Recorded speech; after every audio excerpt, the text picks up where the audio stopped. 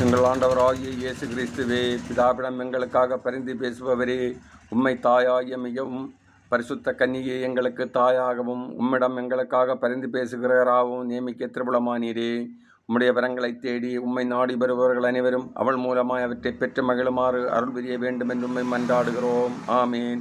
புனித ஆரோக்கிய மாதாவே, எங்களுக்காக வேண்டிக் கொள்ளும்.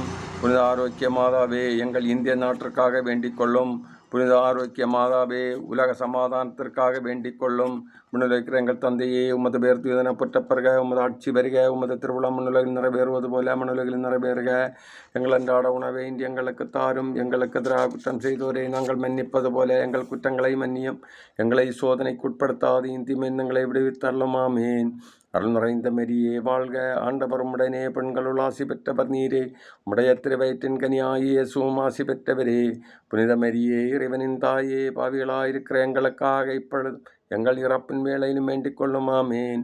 தந்தைக்கும் மகனுக்கும் தூய ஆவியாருக்கும் ஆட்சிமை உண்டாவதாக. தொடக்கத்தில் இருந்தது போல இப்பொழுதும் எப்பொழுதும் என்றென்றும் இருப்பதாக. ஆமேன்.